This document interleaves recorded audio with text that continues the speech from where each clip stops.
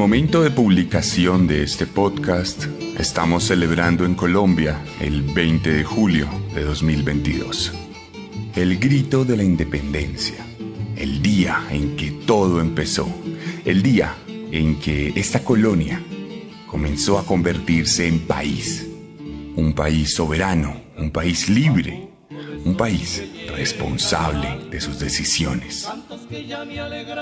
Estamos viendo cómo el ejército sale a las calles, celebra su propio honor a través de marchas, donde empuñan sus fusiles y nos demuestran su propio poder. Vemos los cielos con casas y bombarderos surcando, dejando una estela tricolor, amarilla, azul y roja, en representación de nuestra bandera, aquel símbolo patrio que nos debería hacer sentir orgullosos de lo que somos y de dónde venimos. Pero de dónde venimos es precisamente lo que no debería hacernos sentir muy orgullosos. Desde que nací, siempre que un extranjero escucha la palabra Colombia, piensa en cocaína. Muchas veces decimos que es cosa del pasado, cuando en realidad los cultivos de cocaína nunca han sido tan grandes como lo son ahora. Siempre que se pregunta sobre un colombiano, se pregunta si es narco o no. Recientemente, algunos futbolistas, cantantes o ciclistas nos han ayudado a cambiar esa visión, pero en la práctica seguimos siendo narcos para el resto del mundo. Y no es ganado gratuitamente porque seguimos siendo la despensa mundial de cocaína en el mundo. La cocaína ha determinado en muchos sentidos nuestra identidad colombiana. Es la que mantiene nuestra economía a flote. El dólar sería aún mucho, pero mucho más caro si no hubiera narcotráfico, si no hubiera dólares sucios andando por ahí, circulando en cualquier casa de cambio o en cualquier calle. Durante muchos años, el narcotráfico fue responsable de buena parte de nuestro PIB.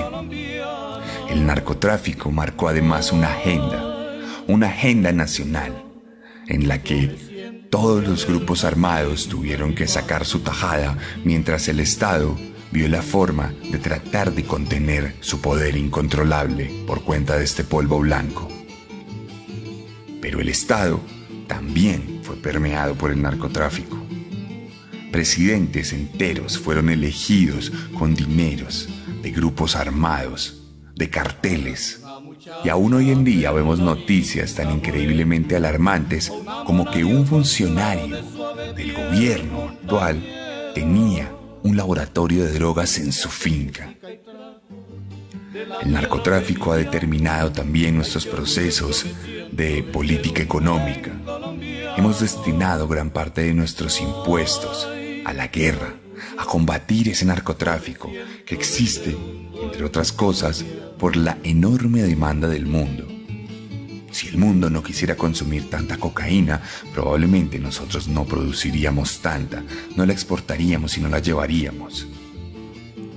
Atacamos siempre la base, atacamos al campesino que siembra hoja de coca, aun cuando él nos enriquece y aun cuando él lo hace simplemente porque no hay un cultivo más rentable, dadas las pocas oportunidades de nuestro país. El narcotráfico ha marcado de muchas maneras los millones de asesinatos que ha habido en mi país. Le dio una fama mal ganada en la actualidad a una de las ciudades más importantes como es Medellín. Y nos generó una serie de narrativas y de historias que han dado para que nuestros reflectores se fijen en películas, series, libros, canciones y un montón de cosas que hoy en día podríamos decir que son cosa del pasado, pero que en realidad simplemente se trasladaron al campo y a los grupos armados, numerosos, sin capos tan visibles y sin prácticas tan mediáticas. El narcotráfico, la cocaína, podría ser uno de los protagonistas más implacables en la historia de lo que hemos hablado aquí en Serialmente. Bienvenidos pues a la 11ª entrega de la 3ª temporada de este podcast a petición del público. I can't seem to face up to the facts. I'm tense and nervous and I can't relax. I can't sleep 'cause my bed's on fire. Don't touch me, I'm a real live wire. Psycho killer, qu'est-ce que c'est?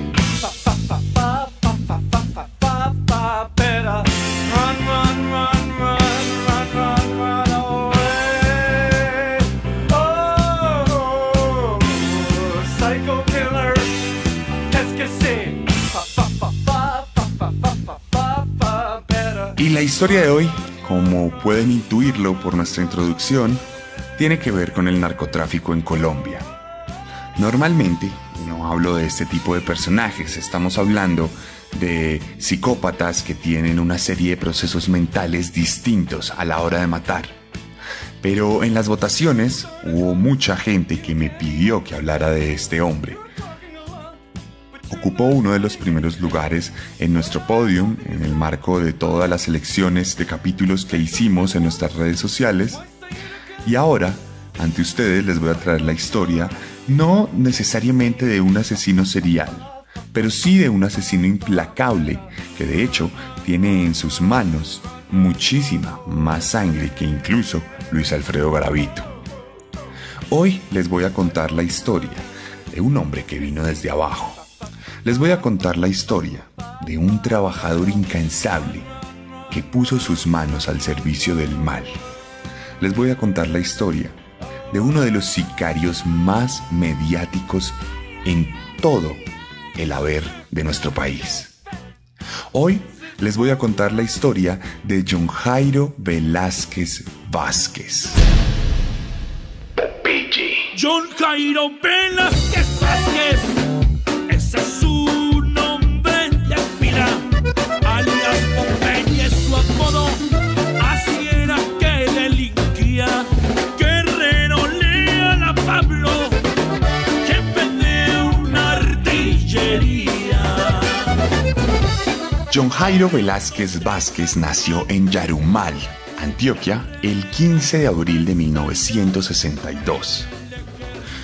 Como casi todos los sicarios, nació en una familia sin muchas oportunidades, una familia que no le podía brindar grandes instituciones de estudio, ni tampoco grandes instituciones para tener sueños. Es por esto que desde el principio se nos mostró como un joven completamente apático para el estudio. Se demoró mucho en graduarse, de hecho nunca llegó a cumplir la secundaria. Cuando apenas cursaba 3er grado, ya siendo un adolescente, intentó ser estilista, estudió manicura y pedicura, y la verdad es que no le gustó mucho. Luego intentó ser barbero, pero tampoco se sentía feliz. La verdad es que desde muy pequeño siempre se sintió atraído de forma intrínseca a la violencia.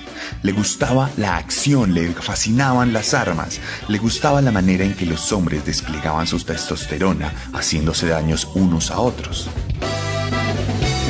Amigo Popeye, nos vemos en Medellín, compa. Un día cuenta que en algún momento estaba caminando por su barrio, un barrio popular de Medellín, y resultó siendo testigo de un crimen. Un par de hombres estaban robando.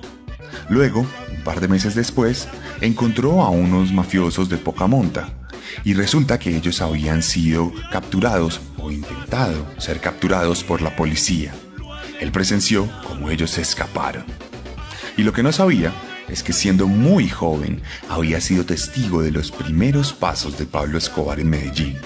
Como si el destino, de una u otra manera, lo uniera con este hombre, pudiera de alguna u otra forma conectarle desde muy pequeño, como diciéndole que su futuro sería a su lado. En 2 ocasiones se encontró a Pablo Escobar cometiendo crímenes menores, y más adelante trabajaría para él.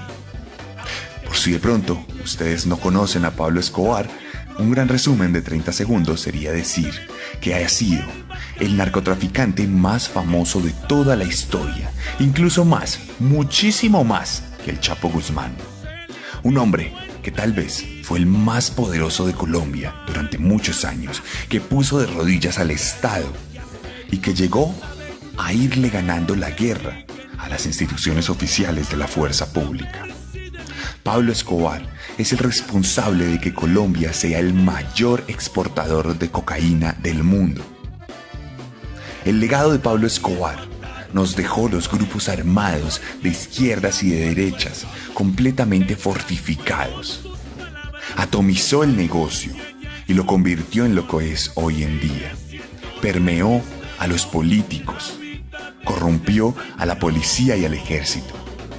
Y es tal vez el principal genio detrás de todo el dolor que se cierne sobre nuestras cabezas y sobre nuestra alma de colombianos hoy en día. Cuestión que sin siquiera terminar su bachillerato, Popeye se enlistó en la Armada.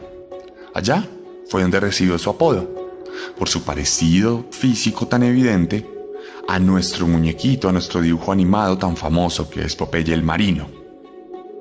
De cualquier forma, John Jairo se aburrió en la Armada, se salió de allí e inmediatamente se metió a la policía. Siendo apenas un mayor de edad que ni siquiera había terminado 7º grado, empezó a entrenar para convertirse en un uniformado, pero no le gustó la dinámica, le aburrió el exceso de disciplina, le aburrió tener que cumplir horarios y le aburrió la mala paga que recibía. Razón por la cual, después de un tiempo, se salió de la policía y, guiado por ese gusto por la violencia, optó por el otro bando. Algo muy común en nuestro país, donde los actores armados en muchas ocasiones saltan de bando en bando como mercenarios. Encontramos policías que se convierten en paramilitares o incluso, aunque es un poco más extraño, en guerrilleros y viceversa. Simplemente mercenarios del dolor, gatilleros, de un bando o del otro, que no luchan por convicción, sino por unas comodidades y sobre todo por la falta de oportunidades. Es por esto que Popeye muy rápidamente hizo parte de las estructuras de las células generalizadas del cartel. Siempre afirmó que nunca fue parte de delitos menores, que nunca robó a nadie, que nunca estafó, incluso que nunca secuestró, por lo menos en sus inicios, y que su primer delito fue en realidad un crimen, un asesinato, cuando le mandaron a matar a un conductor de bus que años atrás había estrellado a la mamá de un mafioso y no le había prestado ayuda. Este mafioso, que por entonces era muy pobre, creció y se volvió un hombre poderoso y en ese momento terminó contratando indirectamente a Popeye para que alcanzara a este conductor y le asesinara fríamente. Tenemos el primero de muchos asesinatos. Su única motivación, el dinero. Su única motivación, entrar formalmente a un lugar donde más adelante sería el lugarteniente de los más grandes sicarios de toda nuestra historia. Me gustaban las armas, la acción. Yo ingresé a la escuela de grumete en Barranquilla con 4º bachillerato. Ahí salí, me pareció muy pobre eso allá a la escuela de grumete, me retiré. Después terminé 5º y 6º y ingresé a la escuela de oficiales de la Policía Nacional a hacer curso oficial. Ahí me desmotivé y me retiré rápidamente. Y cuando menos pensé, el destino ya me tenía en las calles armado y disparando en Medellín. Cuenta Popeye que cuando todavía era muy joven, alrededor del año de 1982, siendo un veinteañero, acompañó a un amigo electricista a la hacienda Nápoles. Por aquel entonces, Escobar era muy famoso.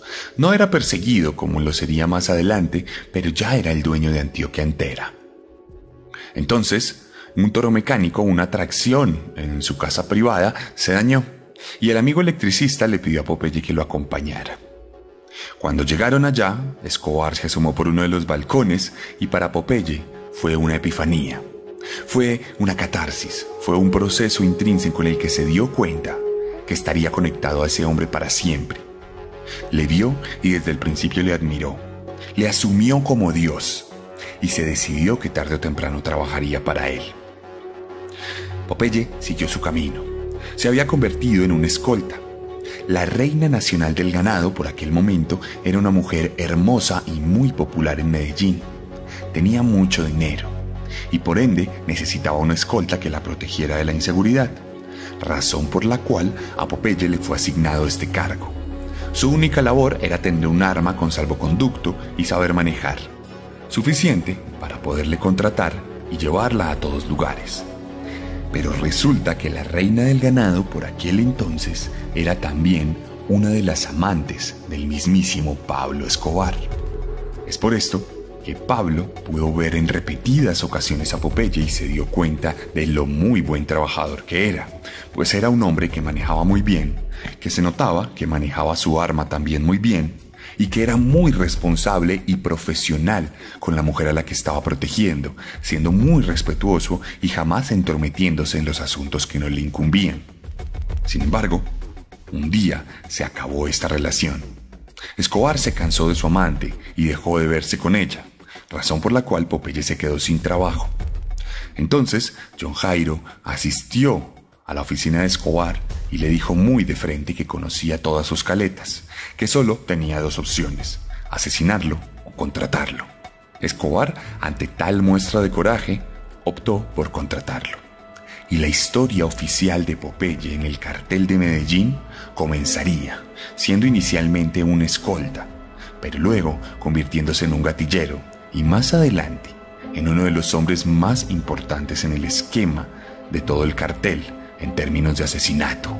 El ataque fue ordenado por Pablo Escobar, que hizo de 1989 el año del terror en Colombia. Las escaleras del edificio se colapsaron en una parte completamente y debido a la nube de polvo y a la nube de humo también. El sicario se encontraba, según versiones de la policía, se encontraba sentado leyendo un periódico al pie de la entrada número 3. Cuando hizo su ingreso, el doctor Jaramillo desenfundó una Mini Ingram. En cuanto Popeye llegó a ser parte del cartel de Medellín, curiosamente, comenzó también la época más sangrienta de nuestro país. A través de los años, lo que antes era un respetado empresario o un polémico, como les gusta llamarlos hoy en día, se convirtió en un auténtico monstruo.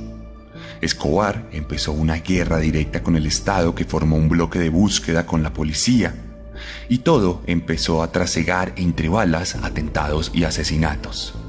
También entre secuestros, pues constantemente empezó esta persecución muy fuerte que buscó de alguna u otra manera mitigarse a través de estos atentados que le permitían al cartel de Medellín tener una posición política que le permitiera negociar de una u otra manera.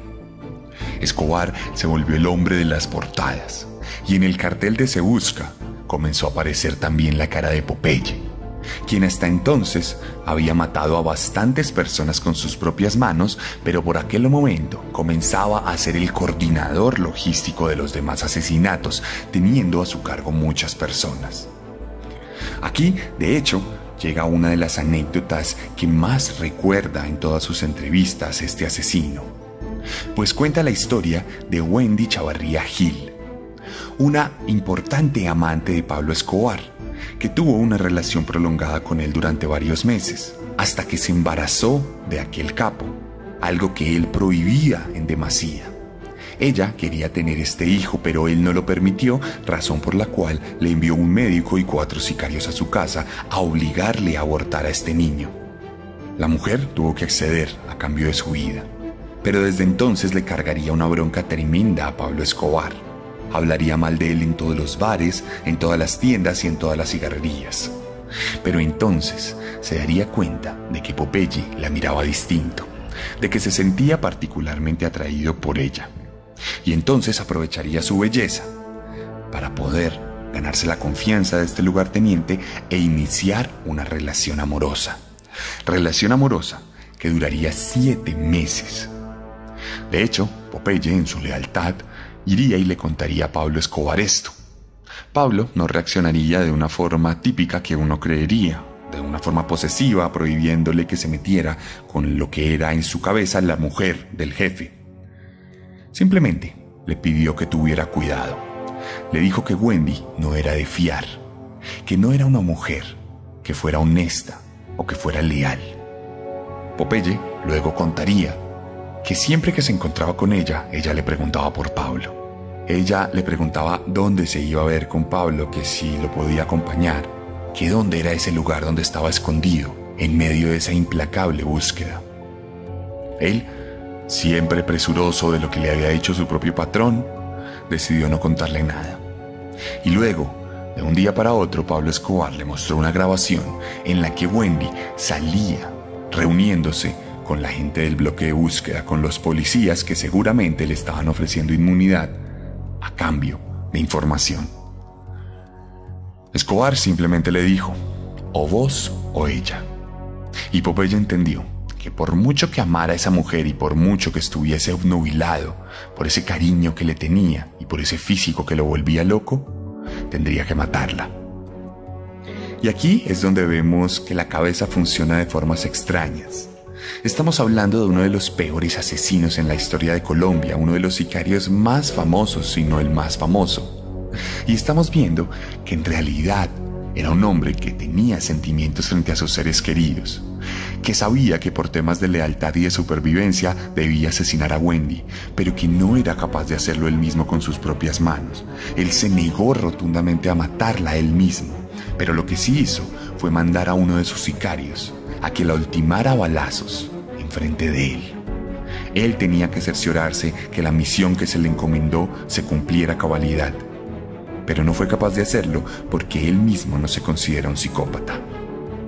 Con este episodio se selló la gran amistad y lealtad y confianza, sin ningún tipo de cuestionamiento, entre Pablo Escobar, líder del cartel de Medellín, y John Jairo Velázquez Vázquez, lugarteniente de sicarios. Del M-19, Carlos Pizarro, fue asesinado a bordo de un avión. Suman 3 los candidatos presidenciales muertos por los extraditados. Esta noche el precandidato liberal Luis Carlos Galán Sarmiento fue víctima de un atentado terrorista cuando presidía una manifestación política en Soacha, aquí muy cerca de Bogotá. Durante este fin de semana se cumplieron también 30 años del asesinato del coronel Valdemar Franklin Quintero a manos del cartel de Medellín comandado por Pablo Escobar Gaviria. La guerra del cartel de Medellín se recrudeció en Colombia. Todas las noticias no hablaban más que de atentados, de secuestros, de asesinatos. Pablo Escobar, cuya ideología personal era profundamente de izquierdas, resultó aliándose de manera directa e indirecta con grupos armados guerrilleros. Se dice incluso, y de muchas formas es comprobado, y Popeye es uno del que los dice, que Pablo Escobar financió la toma del Palacio de Justicia por parte del M-19. Que Popeye fue uno de esos hombres que ayudó a gestionar la parte logística del dinero que iba destinado a este operativo. También se dice que la mismísima ETA trajo soldados aquí a Colombia para enseñarles a los sicarios de Escobar a armar bombas. Bombas que más adelante se cobrarían la vida de muchas personas, pero sobre todo de muchos inocentes. Popeye cuenta incluso que este tipo que hacía las bombas de la ETA luego se fue hacia el cartel de Cali para enseñarle lo mismo y que él mismo tuvo que asesinarle a sangre fría en una reunión. Popeye también hizo parte de los procesos de narcotráfico. Ayudó a entrar la droga a Miami, viajaba a Estados Unidos pues tenía una visa falsa y lograba meter la cocaína disfrazado como un trabajador normal. De hecho, un día lo deportaron y cuando ya hacía parte de ese cartel, de Se Busca, del cartel de Medellín, de ninguna manera fue reconocido gracias a su disfraz y a su documentación falsa. El hombre, que pudo haber sido capturado por los mismísimos Estados Unidos, seguía en libertad en Medellín y continuaba con todos los procesos de narcotráfico. En las calles de la ciudad, los sicarios morían constantemente. Las personas que se atrevían a criticar al cartel de Medellín eran vapuleadas por miniusis a bordo de tipos jóvenes sin educación en una motocicleta. Había incluso un monte donde se botaban los muertos y se convirtió en un basurero humano. En Bogotá también caían atentados, principalmente a entidades del poder, a políticos que se creían intocables, a jueces, a magistrados y a todo tipo de personas que cayeron bajo la mano de Pablo Escobar y de Popeye como uno de sus principales aliados. La guerra seguiría y uno de los más grandes episodios fue la muerte de don Guillermo Cano, el director del Espectador, uno de los periódicos, si no el periódico más respetado de nuestro país, el único que por aquel entonces hizo frente mediático a ese gran capo que tenía amordazada la prensa.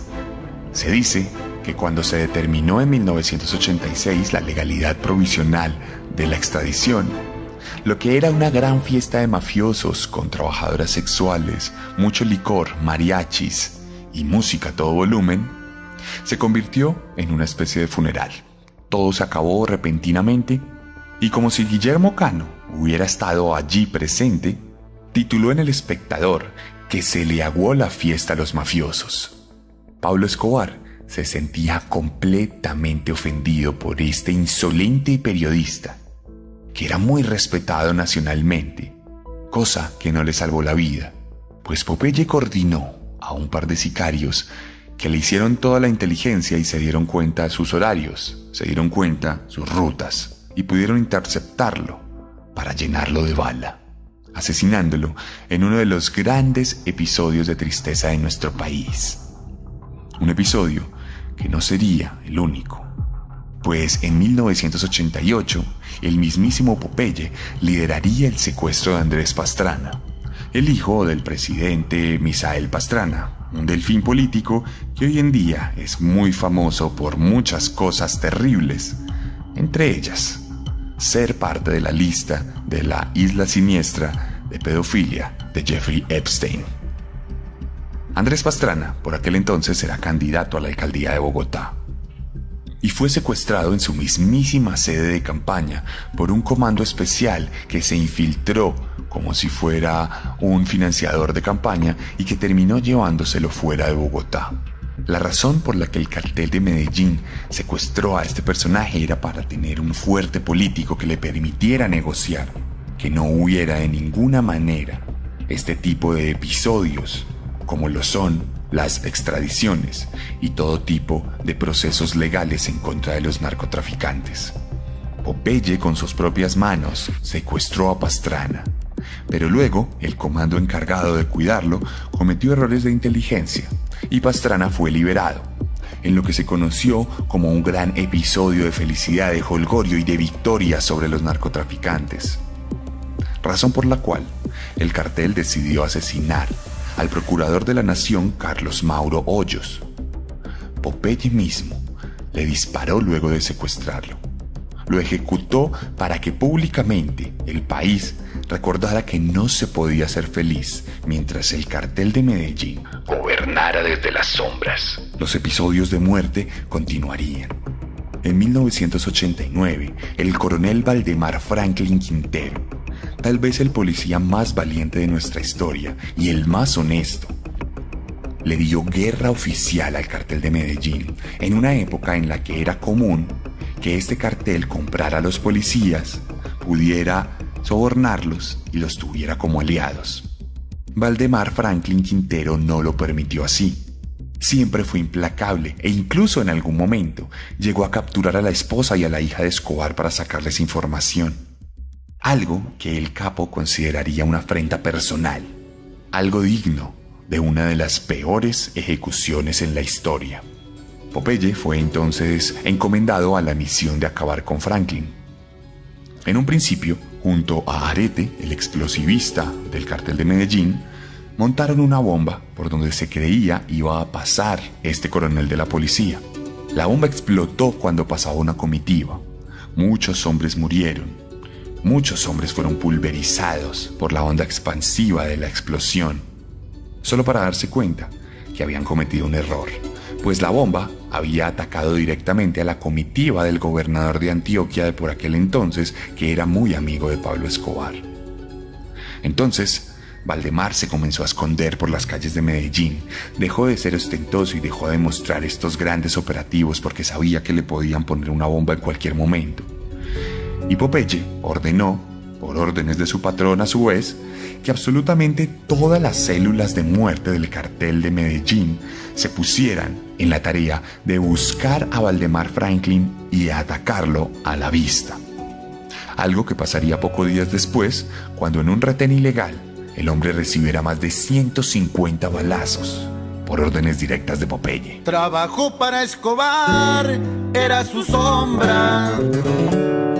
Y allá en Colombia sin mucho pancho demostrando su lealtad, mató a su novia. Por todos lados se hablaba de JJ, imposible de olvidar. Fue muy mentado, por si no sabían su historia, se la vamos a contar.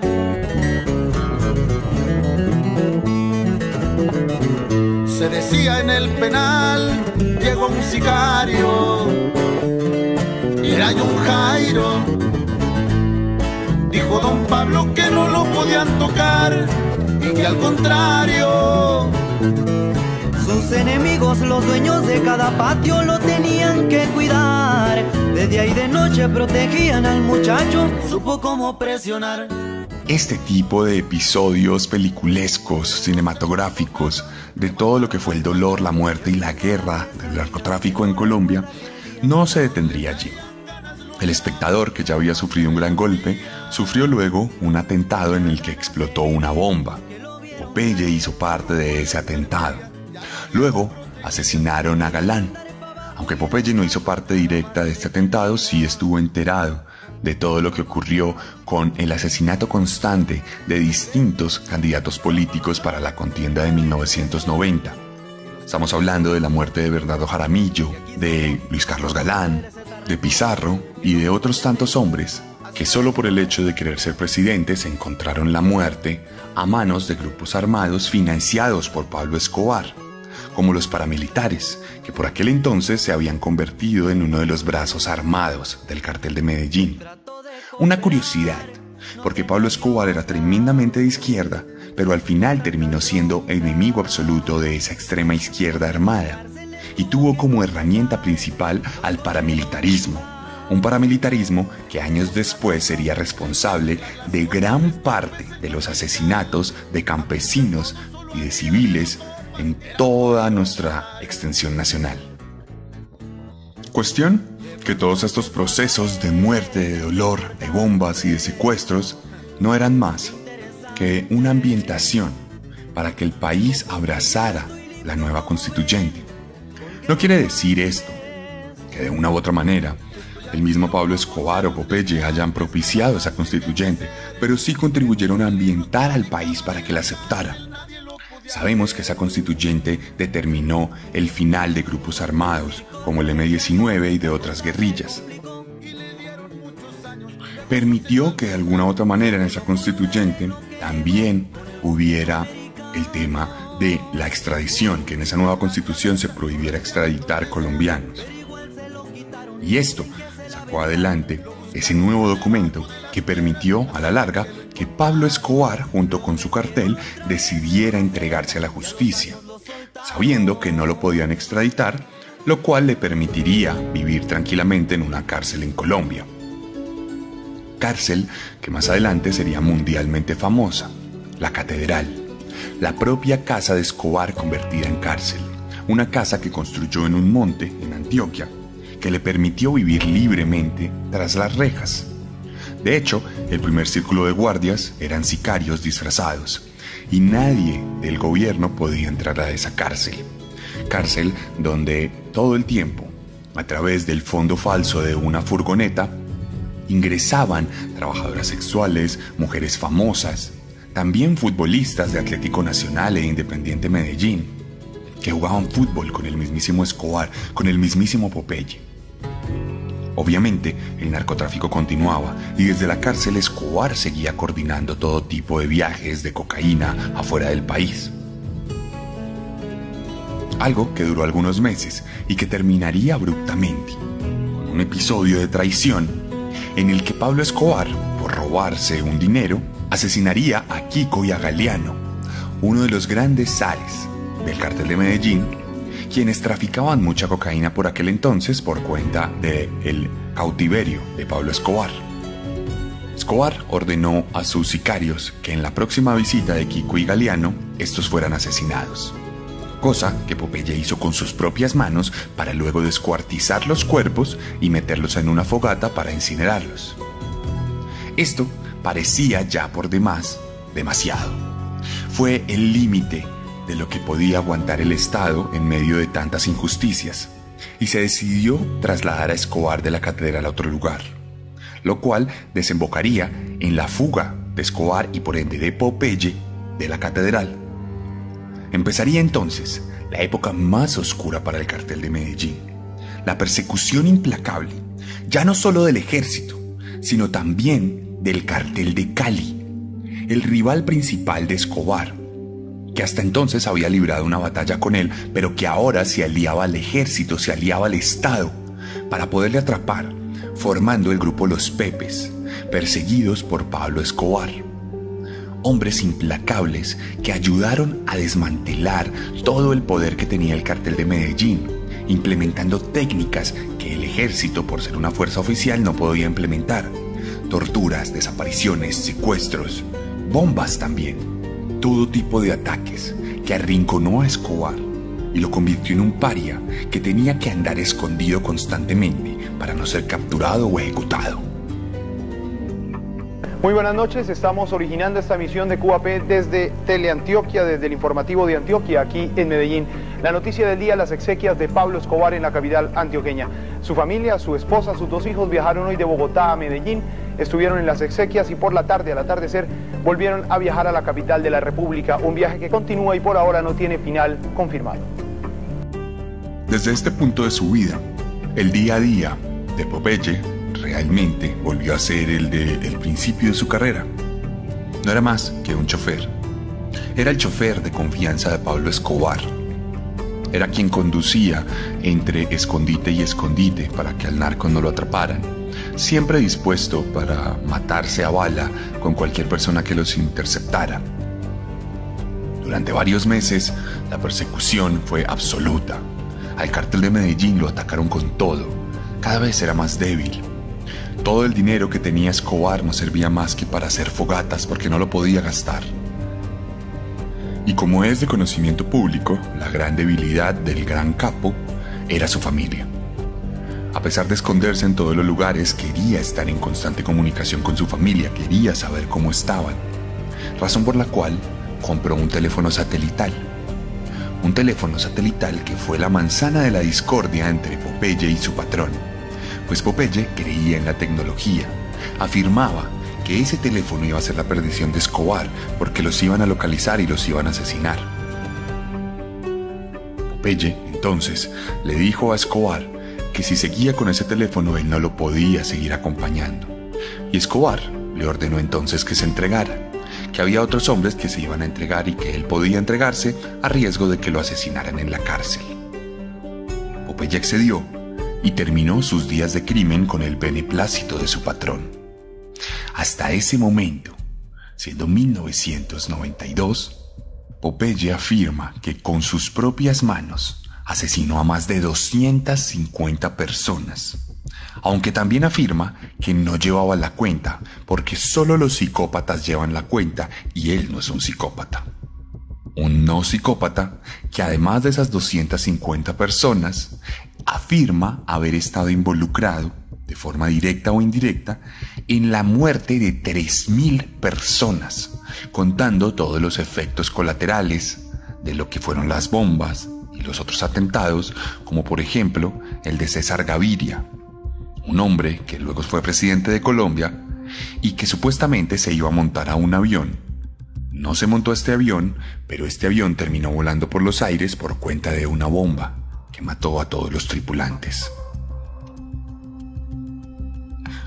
A Popeye se le adjudican también más de 200 carros bomba coordinados junto a Arete y a otras personas.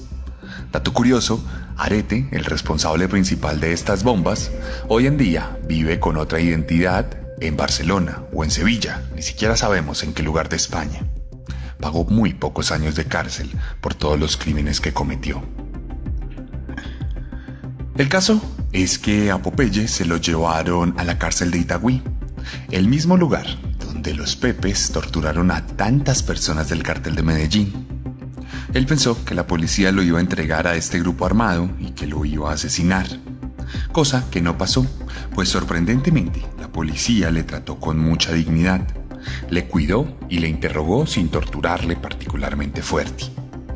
Popeye dio alguna información que era de poca importancia para la investigación, siempre se mantuvo leal a su patrón, siempre le tuvo toda esa lealtad y honestidad que le debía por todo lo que le dio durante su vida.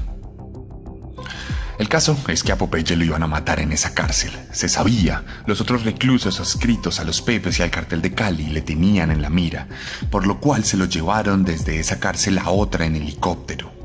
Y entonces llegaríamos a fin de año y la muerte de Escobar se daría en el techo de su escondite, a manos del bloque de búsqueda, a manos de la DEA, a manos de los Pepes, a manos de toda esa alianza mundial que unió esfuerzos para acabar con el peor capo del narcotráfico de la historia.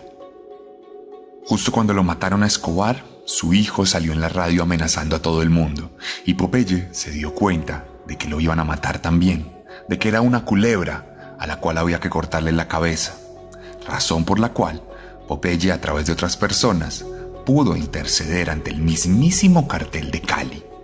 Popeye afirma que en una llamada tuvo que soportar los insultos y las amenazas de Gilberto Rodríguez Orejuela, solo para luego calmarlo y poder lograr una reunión entre Juan Pablo, el hijo de Escobar, y su esposa, ahora viuda, quienes le prometieron que se iban a ir del país, que iban a estudiar y que se iban a dedicar a otras cosas. Hoy, Juan Pablo, bajo otro nombre, es una persona tranquila, pacífica, que no se mete con nadie. Y esto es en gran parte porque a través de la ayuda de Popeye, el cartel de Cali le perdonó la vida. Popeye, por su lado, continuaría rasegando entre prisión y prisión. Viviría un tiempo en La Modelo, luego en La Picota y terminaría en la cárcel de Cómbita, en Boyacá, una cárcel de máxima seguridad donde pronto se volvería el líder del patio por haber sido el líder de los sicarios, hasta el momento en que por vueltas de la vida, los hermanos Rodríguez Orejuela llegarían a esta prisión siendo capturados por el mismo Estado que fue su aliado durante tantos años. Se dice incluso que los hermanos Rodríguez Orejuela financiaron la campaña del presidente Samper en el 94 y que éste tuvo toda la posibilidad de hacer una gran campaña gracias a los dineros del narcotráfico. Allí, en prisión, Gilberto y Miguel recibieron el liderazgo de Popeye. Él les entregó de inmediato todo el poder del patio, pues eran unos capos y un simple trabajador no podía ser jefe de ellos dentro de prisión. Allí se volvieron, tal vez no amigos, pero sí socios. Fueron aliados de una u otra manera. Popeye era el que se encargaba de manejar el celular que había en el patio y le rendía cuentas a estos hombres, con quien tuvo muchas conversaciones y con quien pudo recordar todo el dolor que se causó mutuamente. Por supuesto, tenía muchos enemigos también, y dentro de esa prisión tuvo que luchar por su vida en varias ocasiones. Conoció más adelante a otros criminales como Don Berna, líder paramilitar que durante la época de Escobar hizo parte del bloque de búsqueda de los Pepes. Luego le cuidó, le ayudó, y todos los bandidos que estuvieron afuera matándose entre sí, adentro parecían formar una especie de hermandad por la supervivencia. Fue testigo entonces de cómo extraditaron a Gilberto Rodríguez Orejuela. Inició un proceso de rehabilitación en el que a través de asistencia psicológica se curó supuestamente de esa psicopatía, de esa maldad, de esa necesidad de hacer daño. Tras las rejas terminó de estudiar, ya se convirtió en bachiller y de hecho hizo más de 14 cursos en el SENA, que lo acreditaban de muchas cosas, entre esas un oficial de rehabilitación ambiental. Dice que cambió dentro de la cárcel, dice que era un hombre nuevo, reconoció públicamente sus crímenes y defectos e incluso escribió un libro de la mano de una periodista que fue publicado a principios de la década del 2000 y que por supuesto se convirtió en un bestseller, aunque fue criticado por el sesgo de subjetividad que tenía. Pasaron 23 años desde que lo capturaron y lo enjuiciaron. Se preparó para salir en libertad. Salió efectivamente de la cárcel en 2014. Afirmó que le ganó la guerra al narcotráfico, porque sobrevivió al cartel de Medellín, sobrevivió a Pablo Escobar, a la persecución de la policía, sobrevivió al cartel de Cali, a los grupos paramilitares, a las guerrillas. Sobrevivió a todo eso. Pagó sus tiempos en prisión y salió a convertirse en un nuevo hombre. Afuera, de hecho, se convirtió en youtuber. Tuvo más de 1,5 millones de suscriptores. Recibió la placa de YouTube y se volvió muy famoso porque en cada video contaba la historia, desde su perspectiva, de lo que había pasado con el cartel de Medellín. Abrió Twitter y se convirtió en un proselitista político. Se consideraba él mismo de ultraderecha. Afirmaba que odiaba rotundamente a los grupos armados de izquierda, que las guerrillas que quedaban por ahí debían ser aniquiladas. Detestaba a todos los partidos progresistas. Decía incluso que si la izquierda se tomaba el poder, había que atacarla con su propio fusil. Salió a las calles a marchar en pro de la ultraderecha uribista de Colombia. Le hizo campaña política a Iván Duque, el actual presidente, último presidente de nuestro país. Y se tomaba fotos con los ciudadanos que salían a marchar junto a él. Muy orgulloso posaba con sus tatuajes en el antebrazo, que eran alusivos a la mafia, y que mostraba con orgullo ante las cámaras de los transeúntes que lo veían como una especie de modelo a seguir, o por lo menos de atracción. Sin embargo, esa supuesta rehabilitación fue una mentira absoluta. En 2018 fue recapturado nuevamente por extorsión, concierto para delinquir y por juntarse con supuestos mafiosos de la oficina de Envigado que salían en fotos compartiendo con él. Algo que tenía rotundamente prohibido, así como tenía rotundamente prohibido utilizar Twitter para amenazar personas. Todo esto sería suficiente para que fuera nuevamente capturado, esta vez enviado a la cárcel de máxima seguridad de Valledupar, el lugar donde hoy en día residen asesinos como Luis Alfredo Garavito, el monstruo de Monserrate, el monstruo de la soga y otros tantos que hoy en día están purgando su condena por la maldad terrible que cometieron. Cuestión que pasaron los años y se descubrió rápidamente que Popeye tenía cáncer.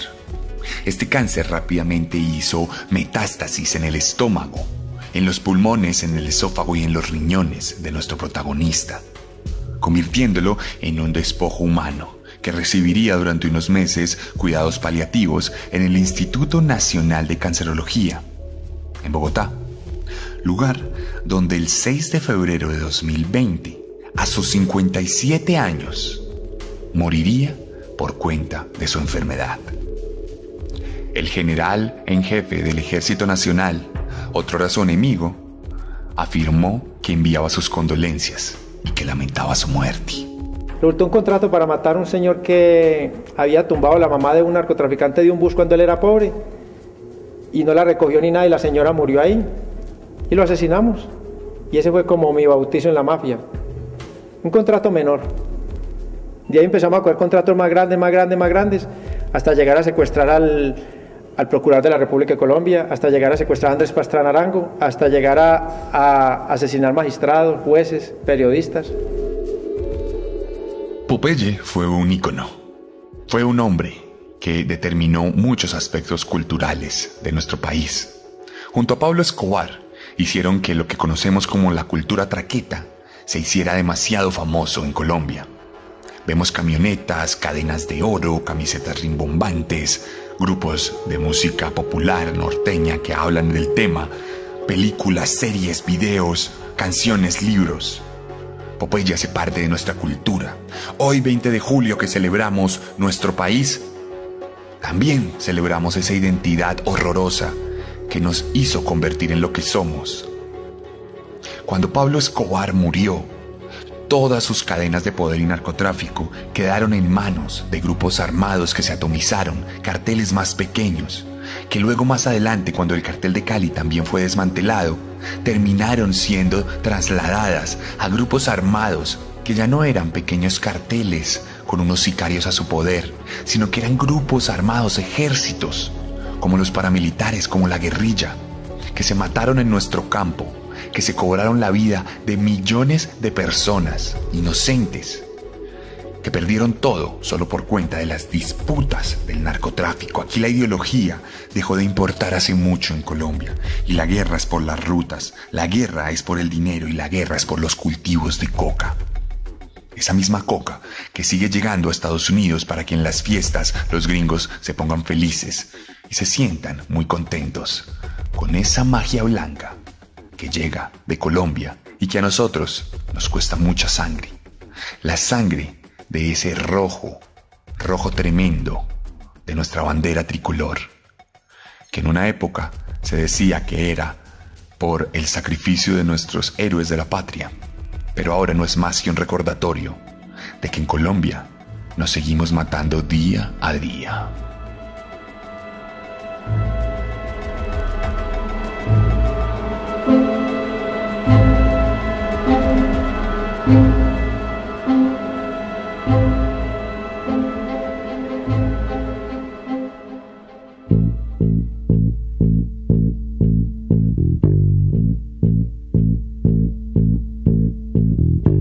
Y esta fue la 11ª entrega de Serialmente en su tercera temporada, la historia de John Jairo Velázquez Vázquez, alias Popeye. Si les gustó esta historia, lo primero que les voy a pedir es que la recomienden. Recuerden activar la campanita de notificaciones en YouTube, en Spotify o en su reproductor. Y también en mi perfil de Instagram. Actívela porque desde ahora mismo, tenemos publicaciones diarias que hablan sobre asesinos seriales, sobre curiosidades, sobre noticias, recomendaciones de películas, de canciones y de libros. Así que vaya, échese una pasadita por nuestro Instagram, @elarracadas, @el_arracadas. Active la campanita y esté muy pendiente de nuestro contenido. También esté muy pendiente de nuestro TikTok, de nuestro YouTube. En YouTube estoy como Sebastián Camelo, en TikTok @serialmente o nuestra cuenta alterna en Instagram @serialmenteoficial. Si les gustó esta forma de narrar, estoy seguro de que les va a gustar mi forma de escribir. Tengo para ustedes 3 libros disponibles en todas las librerías de Colombia, pero también a través de mis redes sociales. O si están en México, a través de chunchos.mx, donde también pueden conseguir la merch oficial de Serialmente, con las frases del podcast, con algunos diseños muy chéveres para ustedes. Y tenemos también un montón de cosas disponibles que no duden en escribirme para darles guianza. Recuerden que respondo todos los mensajes, respondo todos los comentarios y estoy muy pendiente de ustedes, porque es gracias a ustedes que este podcast sale adelante. Así que, si quiere leer, anímese. Historias de asesinos seriales hay para todos los días. No siendo más, nos despedimos y nos escuchamos la próxima semana con un nuevo monstruo. Porque recuerden que siempre podemos ser peores.